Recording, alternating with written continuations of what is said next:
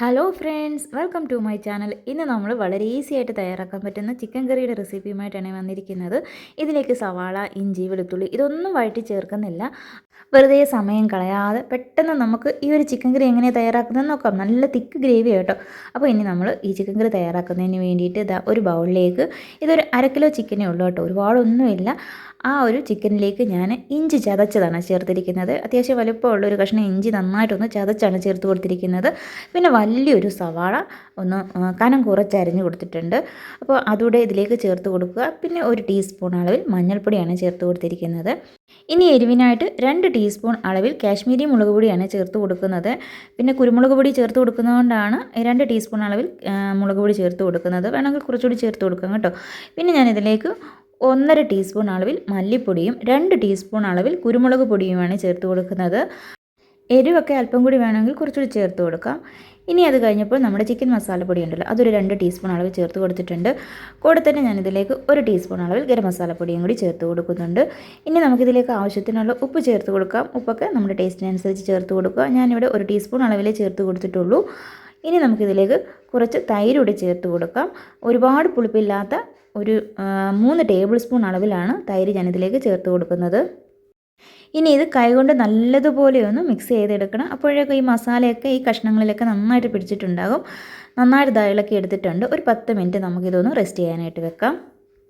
ഇനി ഞാനൊരു മിക്സിയുടെ ജാറിലേക്ക് ഒരു സവാളയൊന്ന് ഫ്രൈ ചെയ്തെടുത്ത് വെച്ചിട്ടുണ്ടായിരുന്നു, അത് ചേർത്ത് കൊടുക്കുകയാണ്. കൂടെ തന്നെ നമുക്കിതിലേക്ക് വെളുത്തുള്ളി ആവശ്യമല്ലയോ. ഞാനിപ്പോൾ ആദ്യം വെളുത്തുള്ളി ചേർത്ത് കൊടുത്തില്ല, ഇഞ്ചി മാത്രമേ നമ്മൾ ആ ഒരു ചിക്കനിലേക്ക് ചേർത്ത് കൊടുത്തുള്ളൂ. ഇപ്പോഴാണ് വെളുത്തുള്ളി ചേർത്ത് കൊടുക്കുന്നത്. വെളുത്തുള്ളി ഒരു 10-20 വെളുത്തുള്ളി, ചെറിയ വെളുത്തുള്ളി ആയതുകൊണ്ടാണ് ഇത്രയും എടുത്തത്. ഇതൊന്ന് ക്രഷ് ചെയ്തെടുക്കാം. ഇതുപോലെ ഒന്ന് ചതച്ചെടുത്താൽ മതി. ഒരുപാട് അരച്ചെടുക്കുകയും വേണ്ട, വെള്ളമൊന്നും ചേർത്ത് കൊടുക്കാതെ ഒന്ന് ചതച്ചെടുത്താൽ മാത്രം മതി. ഈ ഒരു രീതിക്ക് വേണേൽ ചതച്ചെടുക്കാനായിട്ട്. ഇനി നമുക്ക് വേഗം തന്നെ കറി ഉണ്ടാക്കാം. അതിനായിട്ട് ഞാനിവിടെ പാത്രം അടുപ്പിലേക്ക് വെച്ച് കൊടുത്തിട്ടുണ്ട്. ഒരു 2 ടേബിൾ സ്പൂൺ അളവിൽ എണ്ണ ഒഴിച്ച് കൊടുത്തിട്ടുണ്ട്. നമ്മൾ നല്ലതായിട്ട് മസാലയൊക്കെ പുരട്ടി വെച്ചിരിക്കുന്ന ആ ഒരു ചിക്കൻ കണ്ടോ, നല്ലതായിട്ട് മസാലയൊക്കെ നന്നായിട്ട് അതിലേക്ക് പിടിച്ചിട്ടുണ്ട്. നമ്മൾ ആ പാത്രത്തിലേക്ക് അതൊക്കെ ഇട്ട് കൊടുത്തിട്ടുണ്ട്. തീ നന്നായിട്ട് കുറച്ച് കൊടുത്തിട്ട് വേണം ഇത് ചെയ്യാനായിട്ട്. നിങ്ങളുടെ കയ്യിൽ ഇരുമ്പ് ചട്ടി ഉണ്ടെങ്കിലുണ്ടല്ലോ, അതിൽ ഈ ഒരു കറി ഉണ്ടാക്കുകയാണെങ്കിൽ നല്ല ടേസ്റ്റ് ആയിരിക്കും കേട്ടോ. നമ്മുടെ കയ്യിൽ ആ ഒരു ഇരുമ്പ് ചട്ടി ഇല്ലാത്തതുകൊണ്ടാണ് ഞാൻ ഈ ഒരു നോൺ സ്റ്റിക്ക് പാത്രത്തിൽ ഇത് തയ്യാറാക്കുന്നത്. ഇതെല്ലാം ചേർത്ത് കൊടുത്തതിന് ശേഷം നല്ലതുപോലെ ഒന്ന് അടച്ചു വെക്കുക. ഇതിലേക്ക് വെള്ളമൊന്നും ഒഴിച്ചു കൊടുക്കല്ലേ. നന്നായിട്ട് ഇളക്കിയതിന് ശേഷം അടച്ച് വെച്ച് നമുക്കൊരു 5 മിനിറ്റ് ചെറിയ തീയിലിട്ടൊന്ന് വേവിച്ചാൽ മതി. കണ്ടോ, ഇപ്പോഴേക്കും ഒരു 5 മിനിറ്റ് ആയപ്പോൾ ഞാനൊന്ന് തുറന്ന് നോക്കിയപ്പോൾ കണ്ടോ, ആ ചിക്കനിലെയും ആ സവാളയിലെയൊക്കെ ആ വെള്ളമൊക്കെ നന്നായിട്ട് വന്നിട്ടുണ്ട്. അടിയിലൊന്നും പിടിക്കത്തില്ല കേട്ടോ. ഇതുപോലെ അടച്ച് വെച്ച് ചെറിയ തീയിൽ വേണം വേവിച്ചെടുക്കാനായിട്ട്. ഇനിയുമാണ് നമ്മൾ നേരത്തെ കൃഷി ചെയ്ത് വെച്ചിരിക്കുന്ന സവാളയും വെളുത്തുള്ളിയും കൂടി ചേർത്ത് കൊടുക്കാനായിട്ട്. പാതി വേവായിട്ടേ ഉള്ളൂ ചിക്കൻ. ഈ ഒരു സമയത്ത് വേണം ഈ ഒരു കൂട്ട് ചേർത്ത് കൊടുക്കാനായിട്ട്. ഇതൊക്കെ നമ്മളൊന്ന് ചേർത്ത് കൊടുത്തിട്ട് ഇനി ഒന്നുകൂടി ഒന്ന് ഇളക്കിയെടുക്കാനായിട്ട് പോവാണേ. ഇതുപോലെ സവാളയൊക്കെ നന്നായിട്ടൊന്ന് ഫ്രൈ ചെയ്തിട്ട് കൈകൊണ്ടാണെങ്കിലും ഒന്ന് ഞെരടി ഇതുപോലെ ചിക്കൻ കറിയിലേക്ക് ചേർത്ത് ഉണ്ടാക്കുകയാണെങ്കിലുണ്ടല്ലോ, കറിക്ക് നല്ല ടേസ്റ്റുമായിരിക്കും. പിന്നെ ഈ കറിയുടെ ഗ്രേവി ഉണ്ടല്ലോ, നല്ല കുറുകിയിരിക്കും. നല്ല ടേസ്റ്റും നല്ല കുറുകിയ ചാറോട് കൂടിയിട്ട് നമുക്ക് തയ്യാറാക്കാൻ പറ്റും കേട്ടോ. നിങ്ങൾ ഇതുവരെ ഇങ്ങനെ വെളുത്തുള്ളിയും സവാളയൊക്കെ ചേർത്തിട്ട് ഉണ്ടാക്കിയിട്ടില്ലെങ്കിൽ, അതായത് ഇങ്ങനെ ഫ്രൈ ചെയ്തിട്ട് ഉണ്ടാക്കിയിട്ടില്ലെങ്കിൽ ഒന്ന് ട്രൈ ചെയ്ത് നോക്കുക കേട്ടോ, നല്ല ടേസ്റ്റ് ആയിരിക്കും. അപ്പോൾ നമ്മൾ നന്നായിട്ടൊന്ന് ഇളക്കി കൊടുത്തിട്ടുണ്ട്.